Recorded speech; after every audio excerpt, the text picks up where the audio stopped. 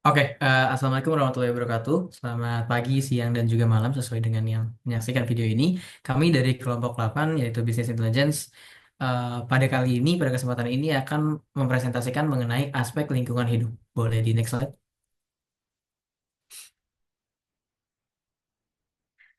Anggota kami berisikan Jihan Ali Rahma dengan NIM 17106230084. Kemudian ada Muhammad Ferry Hidayat dengan NIM 17106230006. Kemudian ada Nur Fitri Anggraini dengan NIM 17106230086. Dan ada saya sendiri Raja Raffi Rawira dengan NIM 17106230031. Boleh next slide.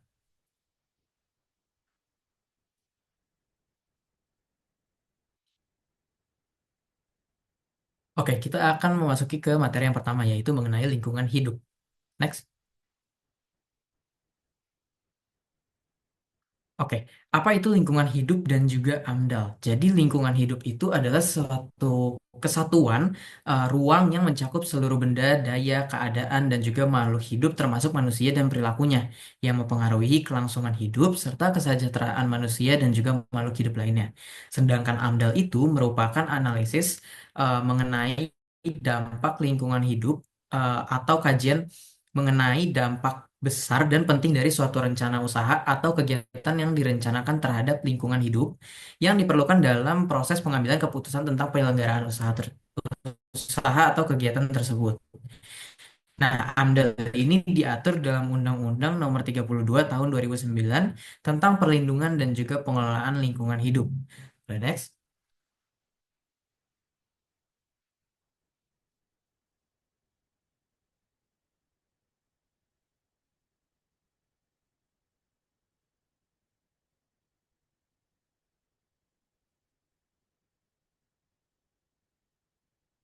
Oke, kemudian ada komponen lingkungan hidup. Komponen lingkungan hidup ini terdiri dari dibagi menjadi tiga klasemen.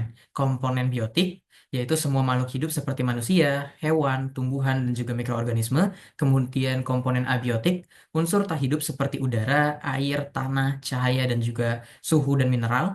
Kemudian komponen sosial budaya, yaitu segala hal yang berkaitan dengan aktivitas manusia seperti nilai, norma budaya, dan juga kebijakan yang mempengaruhi lingkungan. Boleh next slide.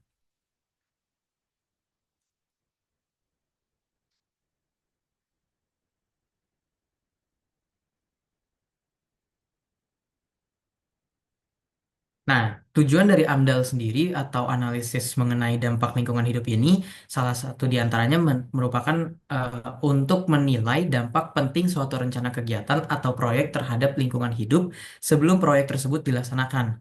Kemudian menjadi dasar pengambilan keputusan apakah suatu kegiatan itu layak secara lingkungan atau tidak, dan juga mencegah, menghindari, dan mengurangi dampak negatif terhadap lingkungan, serta menjamin pembangunan berkelanjutan dengan mempertimbangkan aspek lingkungan hidup. Nah, jadi AMDAL ini bertujuan untuk memastikan bahwa suatu rencana pembangunan itu tidak memberikan dampak negatif yang besar terhadap lingkungan. Melalui proses analisis ini, dampak dari kegiatan terhadap ekosistem dapat diprediksi dan juga dikelola sejak awal. Dengan demikian, pembangunan dapat berjalan seimbang dengan pelestarian lingkungan dan juga menjamin keberlangsungan sumber daya alam. Next.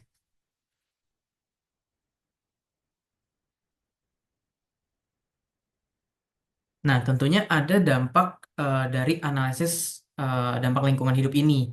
Dampaknya menjadi dampak positif dan juga dampak negatif. Salah satu dampak positifnya adalah meningkatnya kesadaran dan tanggung jawab kita sebagai pelaku usaha terhadap lingkungan, kemudian mencegah kerusakan lingkungan yang parah, dan memastikan bahwa keberlanjutan proyek tanpa mengorbankan lingkungan yang terlalu besar, kemudian memberikan masukan dalam perencanaan dan pengelolaan lingkungan. Sedangkan dari dampak negatifnya sendiri, mungkin akan ada terhambatnya proses perizinan proyek, kemudian munculnya konflik dengan masyarakat sekitar, dan juga potensi kerusakan lingkungan tetap besar gitu, tetap terjadi uh, yang bisa menjadi lebih besar jika analisisnya tidak akurat. Nah, penerapan AMDAL memberikan dampak yang signifikan bagi keberlangsungan lingkungan secara masif gitu. Oleh karena itu, pelaksanaan AMDAL harus dilakukan secara transparan dan juga profesional. Oke, untuk materi berikutnya akan dilanjutkan oleh rekan saya.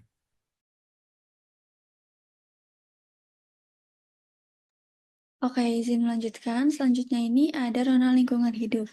Nah, sebelumnya ini kita eh, harus tahu dulu zona lingkungan hidup itu apa. Jadi, pada dasarnya Rona lingkungan hidup dalam aspek lingkungan hidup itu merujuk pada keadaan awal atau kondisi awal dari komponen-komponen lingkungan sebelum suatu kegiatan atau proyek itu dilakukan.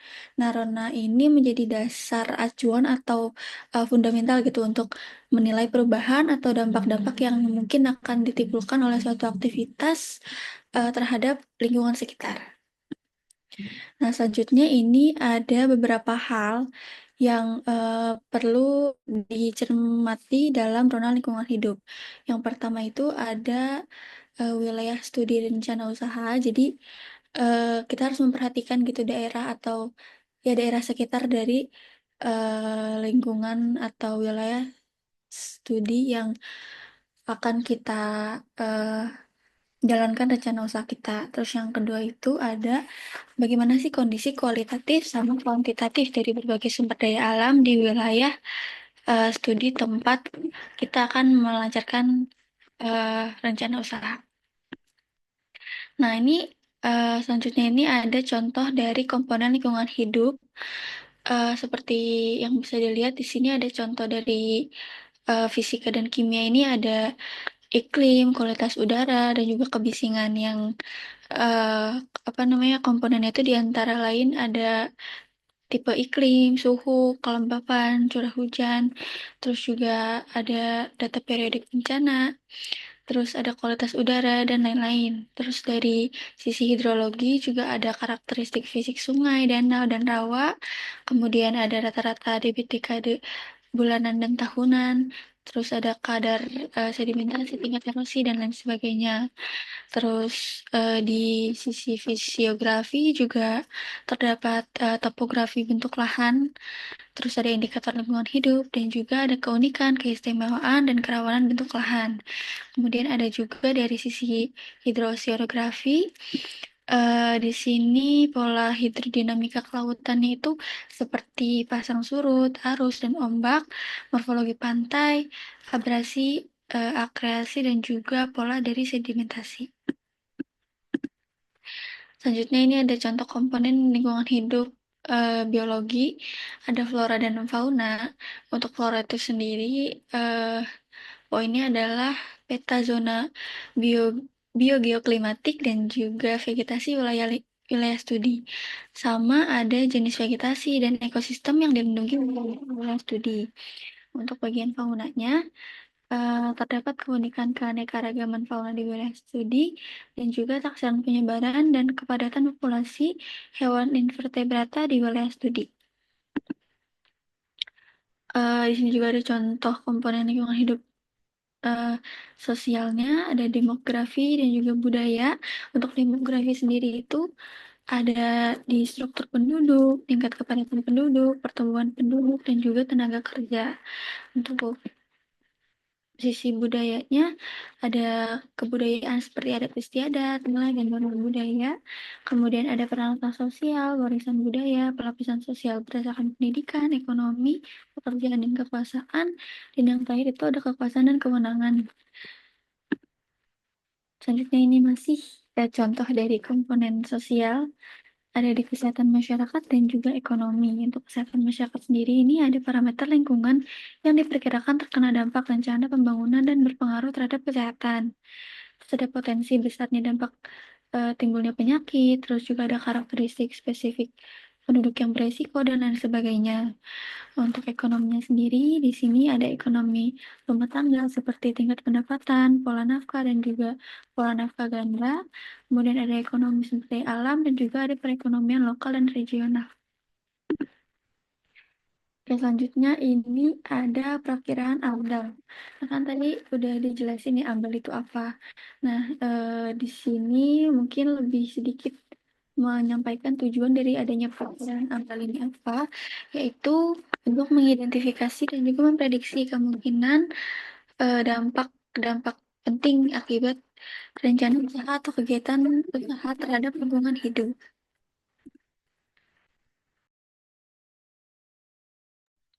Di sini ada beberapa hal yang harus dimuat dalam melakukan perakiraan dampak usaha.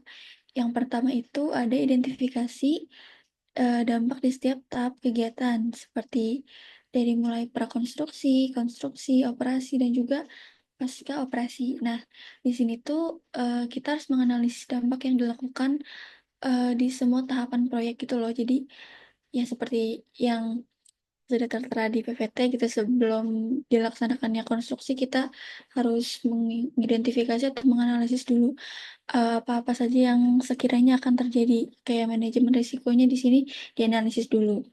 Kemudian yang kedua itu menentukan arti penting perubahan lingkungan akibat usaha. Nah, di sini tuh kita harus mengidentifikasi gitu loh, beberapa atau seberapa besar sih dan seberapa penting sih perubahan yang akan diakibatkan dari eh, kegiatan usaha yang akan kita lakukan. Kemudian yang ketiga, dalam melakukan poin satu dan 2 perlu diperhatikan dampak yang bersifat langsung maupun tidak langsung. Nah, di tahap ini tuh perlu dipertimbangkan efek eh, yang sekiranya akan terjadi, yang akan terdampak baik langsung maupun tidak langsung. Misalkan kayak polusi udara saat kita melakukan kegiatan usaha, ataupun nah, polusi udara yang sekiranya akan terjadi ketika kita sudah melakukan kegiatan usaha. Terus untuk yang dampak tidak langsung tuh kayak misal ketika kita akan melakukan kegiatan usaha di suatu wilayah, apakah akan terdampak gitu gaya hidup di masyarakat sekitar wilayah yang akan kita lakukan kegiatan usaha. Terus yang keempat ini ada membandingkan alternatif lokasi dan juga teknologi.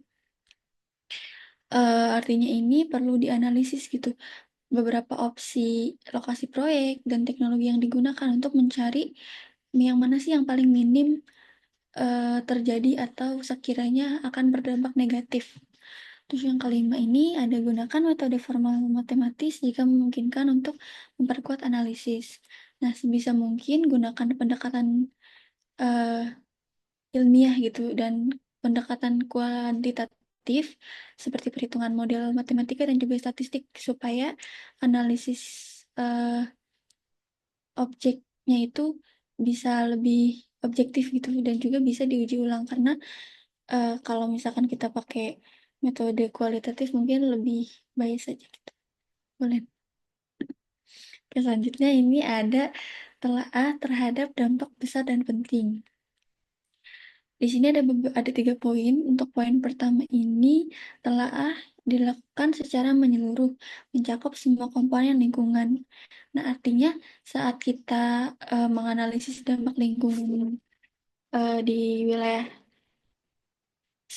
studi ini, kita harus menganalisis semua komponen yang tadi contohnya sudah dijelaskan, seperti komponen sosial, terus juga komponen budaya, terus ada komponen fisik dan kimia, dan lain-lain. Kita juga harus melihat eh, komponen-komponen tersebut itu dilihatnya secara satu kesatuan yang utuh gitu, bukan terpisah-pisah. Jadi nggak ada yang miss, nggak ada yang nantinya malah jadi celah untuk usaha kita akan berdampak buruk bagi lingkungan tersebut. Terus yang kedua ini menggunakan metode evaluasi yang umum dan terukur. Nah, kenapa harus menggunakan metode evaluasi yang umum dan terukur? Karena apa ya, jika kita melakukan evaluasi dengan metode yang sudah umum atau sudah terstandarisasi, kayak misal kita melakukan analisis SWOT, lingkungan, dan model matematis itu, jadi supaya ada acuan gitu, supaya analisis atau evaluasi dari analisis yang sudah kita cari ini bisa dibuktikan bahwa oh, ternyata analisis yang udah kita cari ini nggak sesuai standar, nggak sesuai eh, jadi ada patokannya gitu. Kalau kalau memang nggak nggak mencapai atau nggak sesuai standar, ya berarti bisa dikatakan analisisnya belum belum sempurna gitu, belum berhasil. Terus yang ketiga ini ada hasil telaah menjadi dasar dalam manajemen dampak, terutama yang bersifat besar dan penting. Nah, hasil evaluasi ini tuh akan menunjukkan bagaimana atau yang mana gitu dampak yang paling signifikan dan juga yang perlu ditangani secara khusus gitu. Misalkan dengan setelah kita menganalisis dan kita mengevaluasi, ternyata outputnya adalah terjadi ini pencemaran air besar-besaran di lingkungan tempat kita melakukan studi atau melakukan usaha. Itu kan jadi kita bisa tahu gitu, bisa mengetahui dampak yang terbesar yang akan terjadi, dan kita juga bisa tahu manajemen yang harus kita lakukan untuk menghindari dampak-dampak yang akan terjadi. Nah, selanjutnya di sini ada telah berbagai dasar pengelolaan.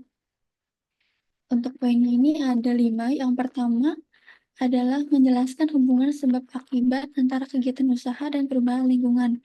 Di sini tuh artinya kita perlu menjelaskan hubungan antara kegiatan usaha, misal kayak pembangunan industri, dan juga kondisi awal atau rona lingkungan.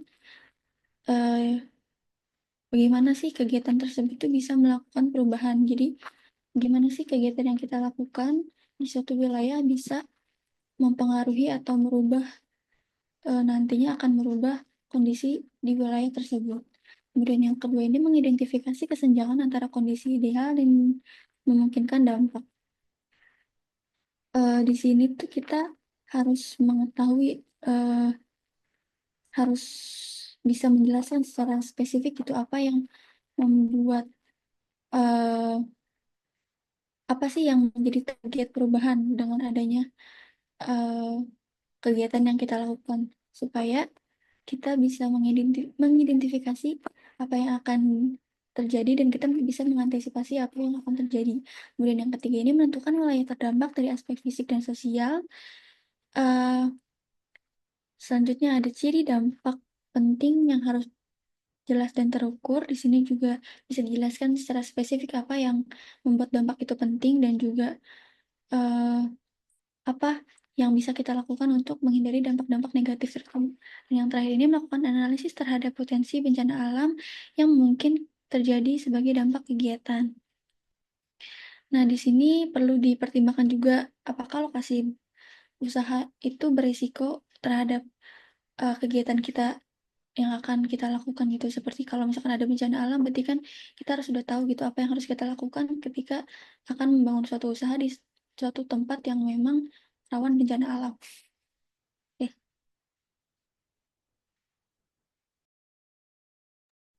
Oke, sekarang kita masuk ke ruang lingkup studi dan metode analisis data AMDAL. Next. Oke, jadi di ruang lingkup studi AMDAL ini yang pertama ada elemen pentingnya, itu ada identifikasi dampak. Jadi dengan identifikasi dampak yang mungkin timbul dari proyek atau kegiatan yang direncanakan, terus dampak ini pokoknya ada berbagai aspek itu kayak kualitas udara, air, tanah, keanekaragaman hayatinya, terus aspek sosial dan ekonominya itu kayak gimana. Terus selanjutnya jenis dampaknya ini ada 4. Yang pertama itu dampak langsung, ini berarti dampak yang terjadi eh, pas proyek ini dilaksanakan gitu. Terus kalau dampak tidak langsung, ini berarti dia dampak yang muncul dalam jangka panjang ataupun setelah proyek itu diselesaikan. Terus kalau dampak kumulatif, ini berarti dampak yang muncul akibat gabungan dari beberapa proyek yang sedang terjadi di lingkungan yang sama. Nah, terus di sini ada dampak jangka pendek dan jangka panjang, itu berarti gabungan dari dampak langsung dan tidak langsung. Misalnya kayak pas proyek itu dimulai dan setelah proyek itu selesai gitu. Next. Oke, next itu identifikasi aspek yang perlu dipelajari. Jadi di sini ada 4 aspek, itu ada aspek fisik lingkungan, itu kayak kualitas air, udara, tanah, iklim mikro, dan pencemaran. Terus aspek biologi, berarti dia mengidentifikasi potensi kerusakan terhadap keanekaragaman hayati, flora fauna, dan perubahan habitat. Dan aspek sosial ekonomi, berarti dampaknya terhadap masyarakat sekitar, budaya, kesehatan, dan perekonomian itu kayak gimana. Terus aspek kesehatan dan keselamatan, berarti dampak terhadap kesehatan manusia dan keselamatan kerja. Terus ini batasan ruang lingkup, berarti ini mencakup penentuan area studi yang relevan. Misalkan kayak kita mau mengamati sebuah proyek pembangunan jalan, berarti ya ruang lingkupnya itu cukup ke area-area sekitar proyek aja gitu yang akan dibangun. Terus termasuk ke dampak-dampaknya kayak dampak ke pemukimannya gimana, terus ke sumber daya gimana, ke ekosistemnya pun kayak gimana. Next. Oke, sekarang kita masuk ke metode pengumpulan dan analisis data. Jadi yang pertama harus dilakukan itu kalau mau menganalisis data AMDAL itu pertama kita harus melakukan pengumpulan data. Jadi data yang dikumpulkan harus mencakup kondisi lingkungan yang menggambarkan keadaan lingkungan sebelum proyek dimulai. Misalkan kualitas udara, air tanahnya itu gimana, keanekaragamannya, terus kondisi sosial ekonominya itu kayak gimana. Terus menentukan metode analisis. Berarti di sini kita bisa pakai dua metode, itu kualitatif ataupun kuantitatif. Kalau kualitatif, dia berarti mengukur dampak yang lebih sulit dihitung secara numerik. Misalkan kita bisa ngaitin dengan aspek sosial budaya, terus misalkan dengan persepsi masyarakat itu kayak gimana terhadap proyeknya. Nah, terus kalau kuantitatif ini dia berarti lebih ke angka, berarti mengukur dampak yang dihitung secara numerik gitu. Nah, misalkan kayak penggunaan model statistik ke eh, mengukur dampak polutan udara gitu. Next. Oke, next itu ada peramalan dampak. Jadi, metode ini digunakan untuk memprediksi dampak yang akan timbul berdasarkan kondisi awal dan karakteristik proyek. Jadi, teknik peramalan ini dapat digunakan untuk mengestimasi seberapa besar dampak yang mungkin terjadi. Dan yang terakhir itu evaluasi risiko. Jadi, di evaluasi risiko ini kita bisa melakukan penentuan nih setelah kita melakukan analisis-analisis tadi itu kategorinya itu termasuk yang resiko tinggi, sedang atau rendah. Nah, next. Oke, next kita masuk ke sistematika penyusunan dokumen AMDAL. Oke, next. Oke, jadi di sini ada beberapa langkah-langkahnya. Yang pertama itu pendahuluan. Berarti di sini kita ngejelasin latar belakang proyeknya itu. Terus ruang lingkupnya, terus analisis dampak-dampaknya yang akan dilakukan oleh proyek tersebut. Terus lanjut ke deskripsi proyek. Ini berarti kita ngasih tahu secara rinci tentang proyek itu tersebut tuh kayak gimana. Terus misalkan lokasinya, jenis proyek, ya tujuannya, dan juga mungkin rencana-rencana teknisnya dan operasionalnya kayak gimana. Terus lanjut ke kerangka acuan dan metodologi. Ini berarti dia menyediakan kerangka acuan untuk studi AMDAL yang mencakup penentuan area studinya, terus metode yang digunakan kita untuk menganalisis data tuh apa gitu, atau kualitatif ataupun kuantitatif kayak gitu.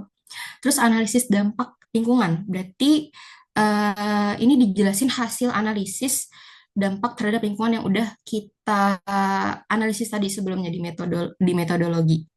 Terus next itu rencana pengelolaan lingkungan. Nah, jadi di sini setelah kita mengidentifikasi dampaknya, baru kita buat rencana untuk mengelola dan mengurangi dampak negatif yang timbul.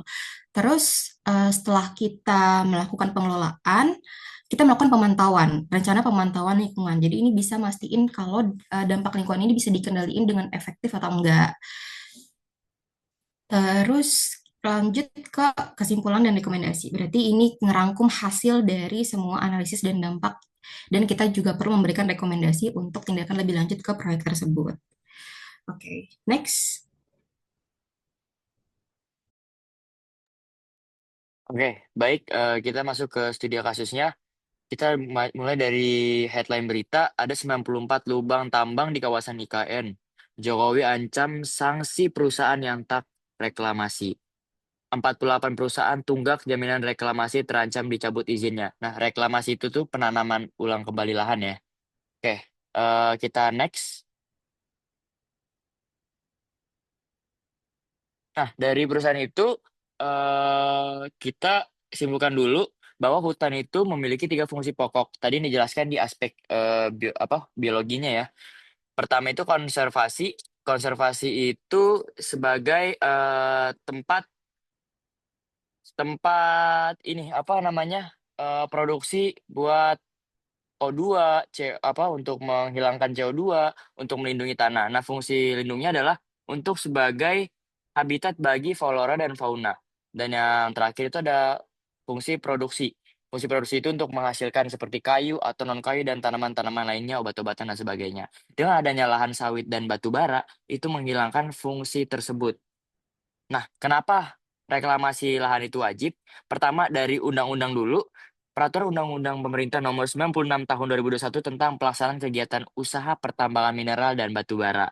Yang kedua adalah Undang-Undang Nomor 5 Tahun 1960 tentang Peraturan Dasar Pokok-Pokok Agraria.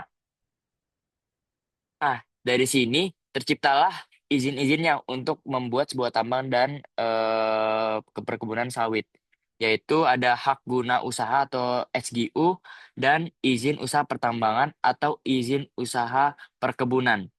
ini izin-izinnya untuk memulai operasi pertambangan atau enggak perkebunan itu. Nah, hubungannya dengan studi kelayakan bisnis dalam aspek lingkungan hidup.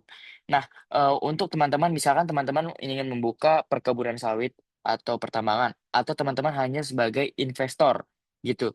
Kenapa ini wajib? Padahal kan kalau perusahaannya misalkan udah cuan nih, udah menghasilkan duit, ya udah nggak usah memikirkan soal reklamasinya.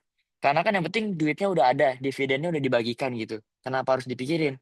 Nah, dari situ kita sebenarnya harus memikirkan soal ke depannya gimana. Kalau misalkan ketahuan sama pemerintah, izin-izin tadi, izin usaha pertama itu akan dicabut. Otomatis kalau izinnya dicabut, hak guna usahanya juga dicabut. Dan perusahaan otomatis akan ditutup. Jadi otomatis bangkrut dong, dan sahamnya akan turun drastis. Nah, jadi buat teman-teman juga yang mikir, ah sampai cuan aja nih, sampai cuan aja nggak sampai segitunya. Tapi perusahaan juga harus memikirkan paskanya dari sampah-sampahnya. Dan cuman tentang pertambangan dan perkebunan ya, tapi tentang perusahaan apapun, limbah-limbahnya, sampah-sampahnya, dan lain itu harus tetap ditanggungjawabkan. Kalau enggak, seperti yang slide sebelumnya tadi, ada 94 perusahaan yang ditutup, ada 48 perusahaan di Kalimantan Selatan yang ditutup karena tidak memikirkan sampai reklamasinya. Karena emang reklamasi itu membutuhkan biaya yang sangat besar sekali ya. Nah, itu juga menjadi eh, pandangan buat teman-teman untuk memulai usaha perkebunan dan pertambangan juga harus memikirkan soal reklamasinya. Oke, itu aja. Next. Nah, dari kesimpulannya dulu, saya masuk kesimpulan dulu ya. Gimana kita menganalisis kelayakan aspek dalam lingkungan? Pertama, harus sesuai dengan AMDAL tadi, analisis mengenai dampak lingkungan. Yang kedua, tidak melanggar prinsip-prinsip pelestarian hidup. Seperti tadi, ada 3 fungsi pokok hutan. Terus yang keempat, memenuhi komitmen dalam dokumen rencana reklamasi dan pasca tambang. Yang keempat, beresiko rendah terhadap keberlangsungan ekosistem dan keselamatan masyarakat. Oke, lanjut. Ini ada daftar pustakanya. Next. Oke, kita masuk ke diskusi. Nanti teman-teman kelompok bisa lewat WA ya.